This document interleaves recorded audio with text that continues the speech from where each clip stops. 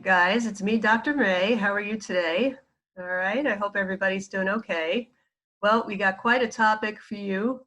Today, we're going to talk about problem solving for emotions. So there's another video about this that I did that goes through the steps of problem solving, but this one's a little bit going to be presented a little bit differently. We're going to go emotion by emotion, and we're going to talk about typical justifying events for the emotion, and then how we could change those events so that maybe we feel a little bit differently or the emotion gets a little bit less. Okay, so that's sort of the format for this one.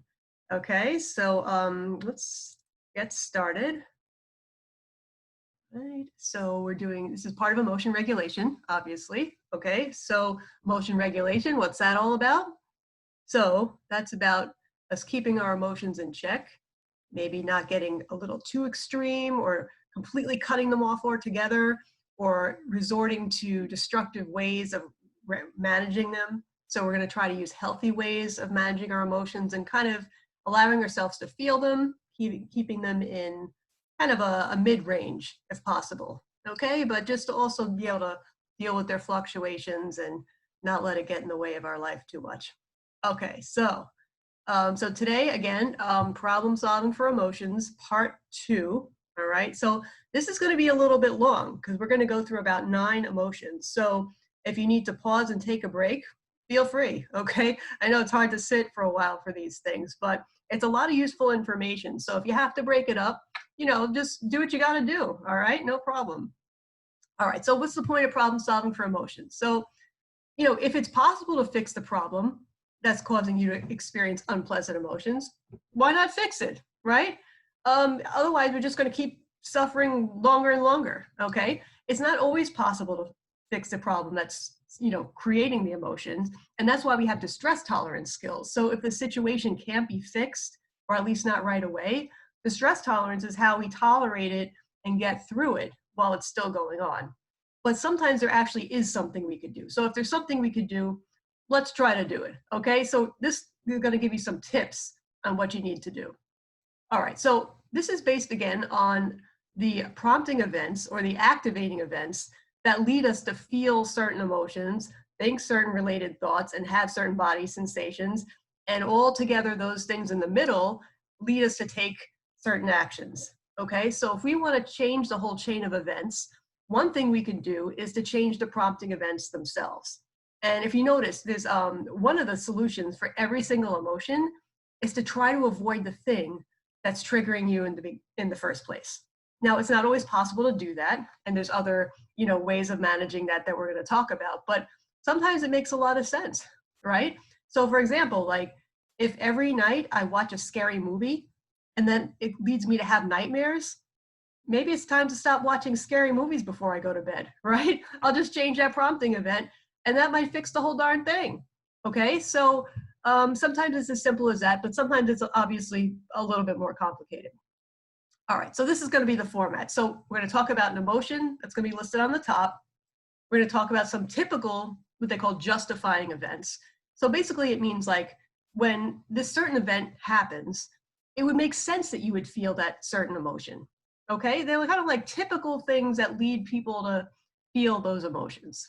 Okay, and the problem-solving actions will be things that are suggested for dealing with those triggers, maybe changing the triggers, and therefore changing the emotion, like we just showed you in that diagram. Why do I keep saying we? Okay, so let's get started. We're going to go emotion by emotion and go through this. Okay, so the first emotion we'll talk about is fear. All right.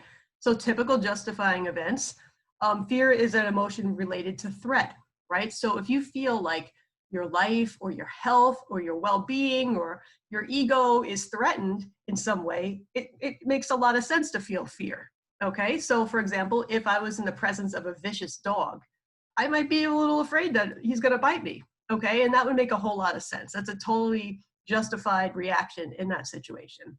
All right, so problem-solving action, try to remove the threat or maybe avoid the threat if you can, right? So if I'm jogging down the street in my typical route and I keep going by a house where there's a dog, barking and showing his teeth at me and getting really close by his fence and I'm afraid he's gonna bite me, well, maybe I need to take a different route, or go across the street, or, try to find a way not to be so close to that, potentially threatening dog, right? So that's what they mean. Or, maybe if there's something like that you have to remove from your house that's making you scared, maybe there's like a spider or something like that. If you remove the scary spider, then, maybe your fear will go down. Okay? Okay, so anger.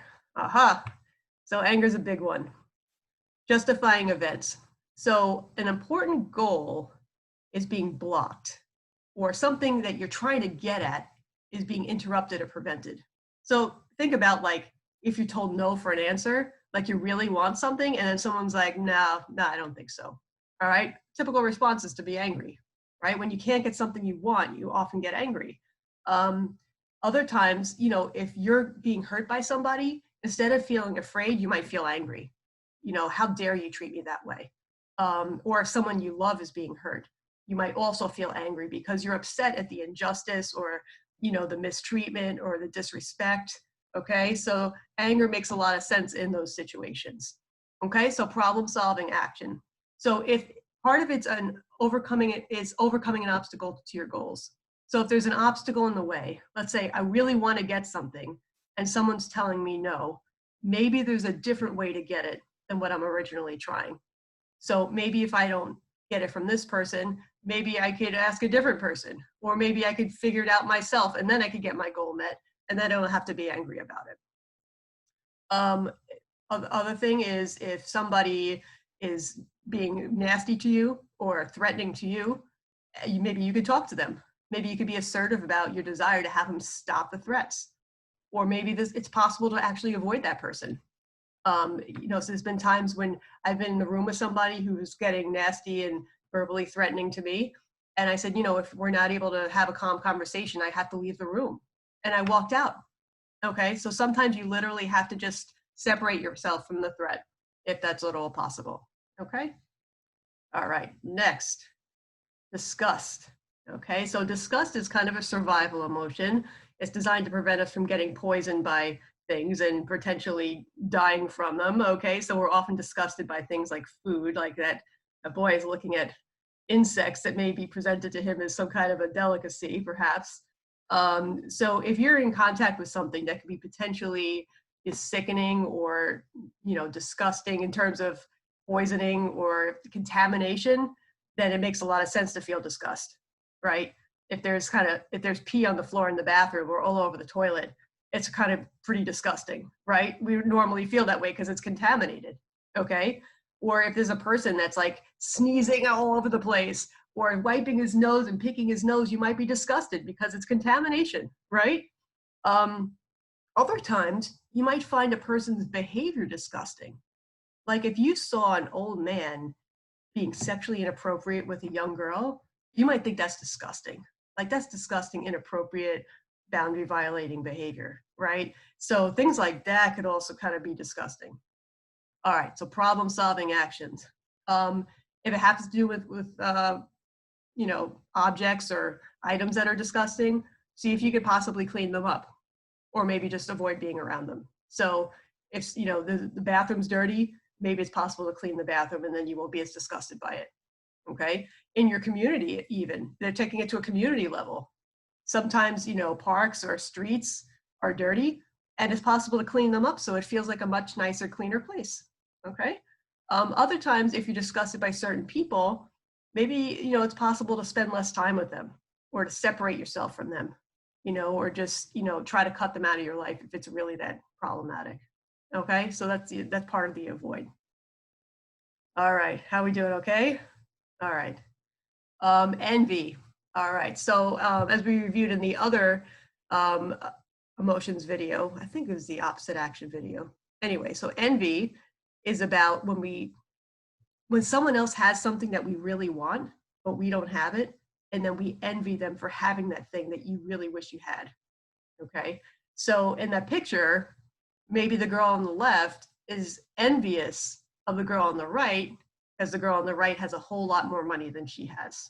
Right. So it's typical to, be envious of somebody for having more money than you, or maybe being better looking or more successful, right? And that could really be painful when you really feel, especially like if you deserved it. Maybe someone got a promotion that you wish you had, and you worked just as hard as that person, and you feel a lot of envy because they got that thing that you feel like you deserve to. Okay, so those are common justifying events. So problem solving action, see what you can do to improve your own life, right? So maybe if I didn't get that promotion or I wanted to make more money, I could find other kind of creative ways to do it. And then once I achieve those things that I really want, I don't have to be as envious about it. Okay. It maybe if I found that the boss wasn't being fair in denying me a promotion, I could kind of maybe advocate for myself or get other people involved to get a fair shot.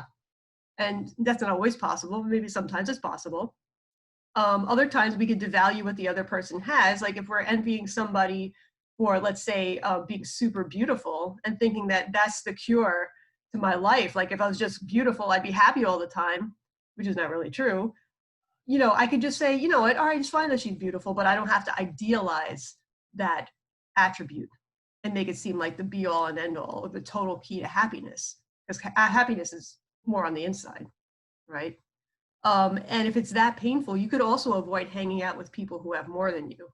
Like if you're hanging out with a bunch of rich people that are always talking about the stuff that they have and the thing that they're doing, and you don't have a whole lot of money, it might be too painful to and uncomfortable to hang out with people like that. Maybe pick people that are closer to your social economic status, and I'll just feel better, and that's not so bad. You could do that. Okay. All right.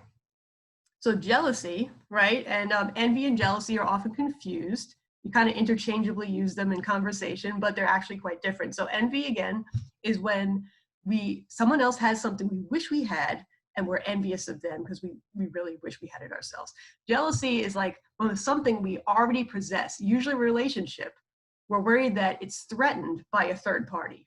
So if you look at the picture on the left, right? So the boy on the right is jealous of, let's say, his brother, because maybe the brother is getting all of his mother's attention, and the brother is taking his mother away from him. So maybe he had a tight relationship with his mother, and now the little brother comes along and it's threatening their tight bond. So he's jealous. Okay. This could also happen in couple relationships when, let's say the woman is the woman's jealous that her boyfriend is looking at other women. So that would be threatening their couplehood if he was looking somewhere else. Okay, so that's what jealousy is about. Okay, so problem solving action. If you really value the relationship, try to value what you have and put more time and effort into it if that's something that might help. Okay, so for example, like, let's say I'm working really long hours. I'm working a 60, 80-hour week, and I haven't been putting much effort into my relationship. But meanwhile, I'm jealous because my boyfriend is looking at other girls. Okay. So maybe I have to think, well, maybe I had to reprioritize and put more effort into my relationship so he doesn't have to look somewhere else and he'll just pay more attention to me because maybe I've been neglecting it. Right. And that might eliminate some of the jealousy problem.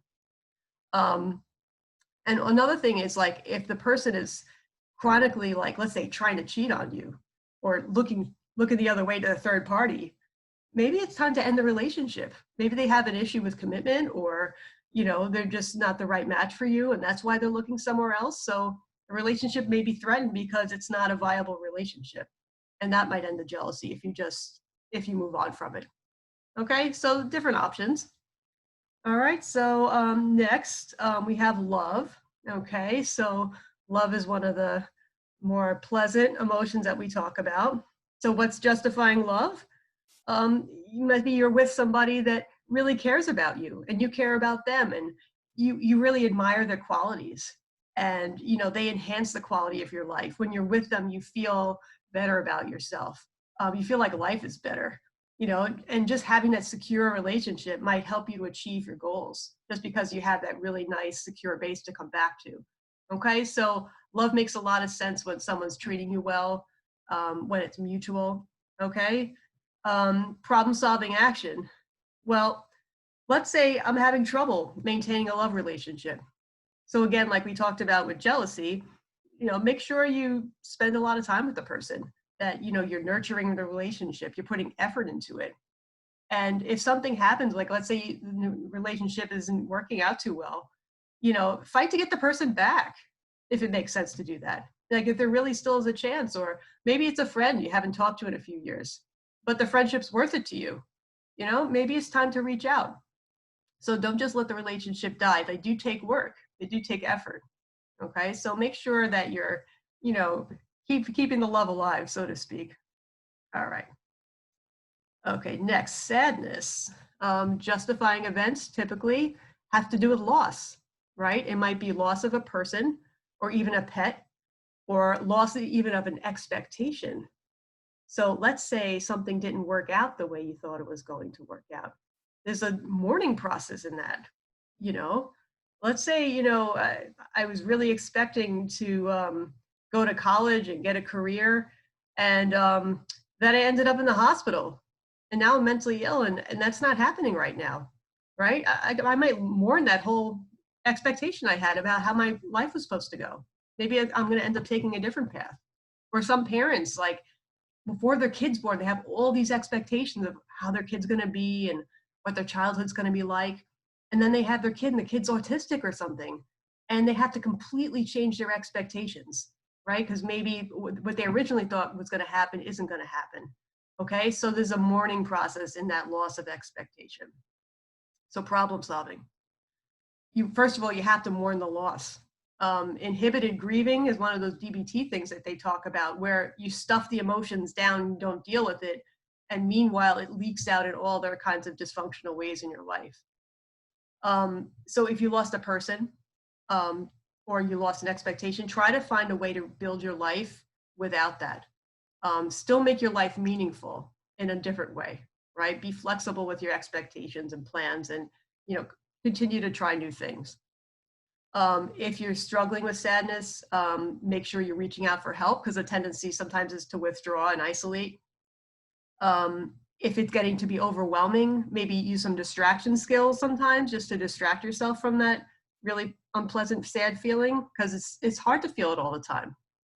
And in certain cases, not all cases, you might have to devalue what is lost.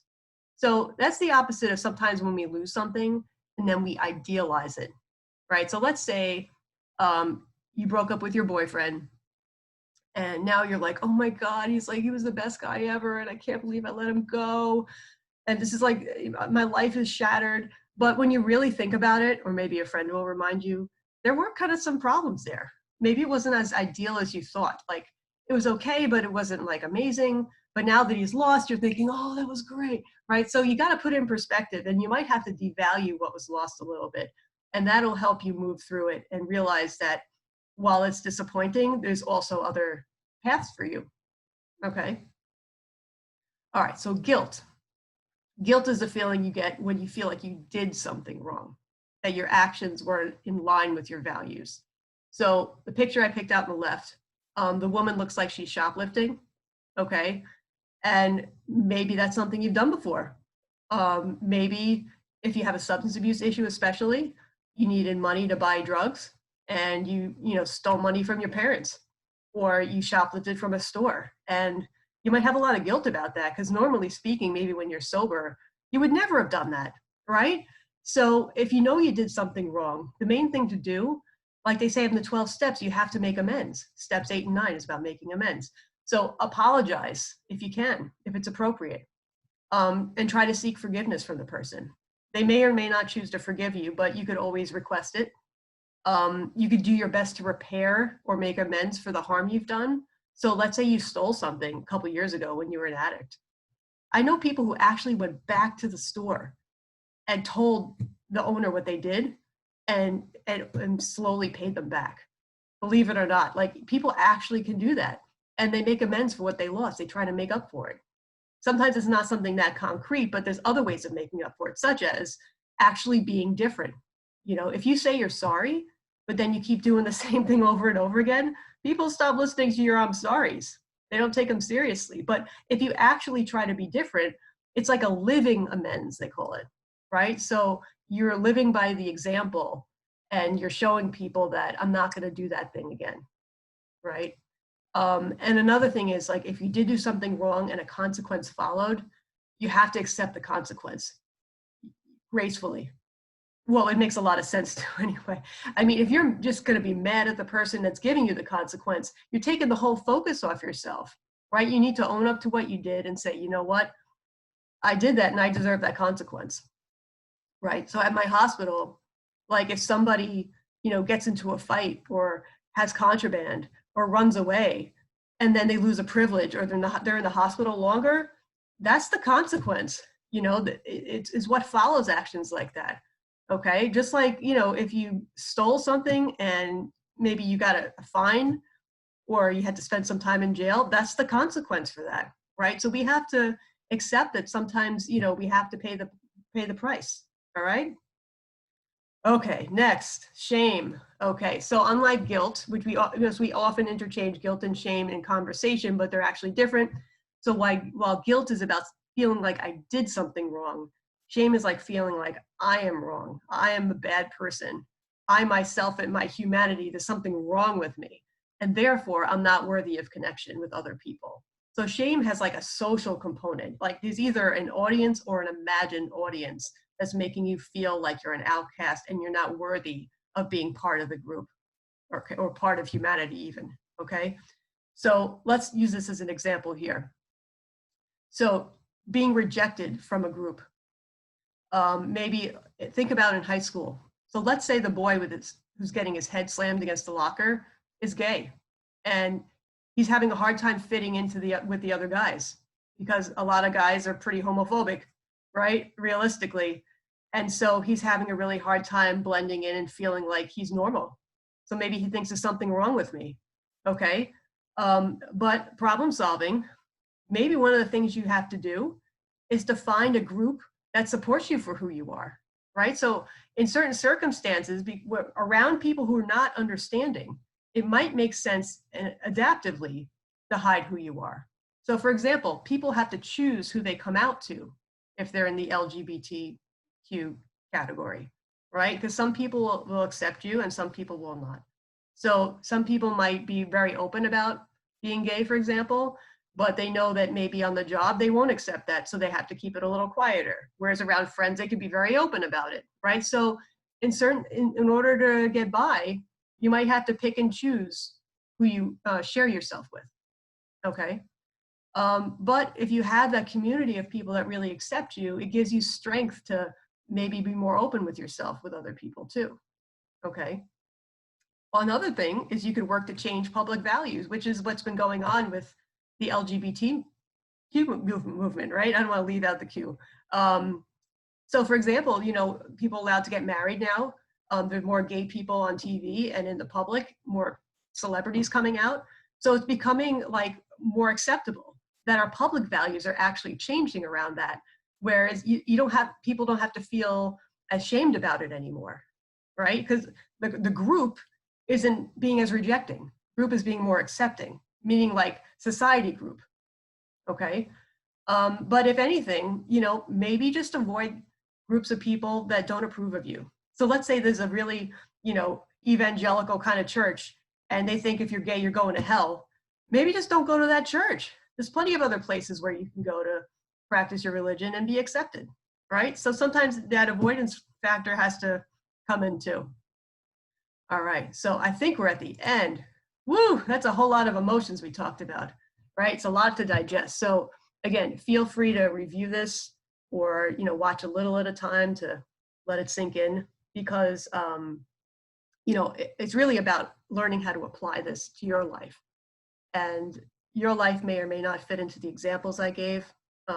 It's kind of impossible for me to know, how my audience is gonna take these skills. But you could also discuss it with your therapist and try to figure out how to problem solve for emotions in your particular situation if you're struggling with it.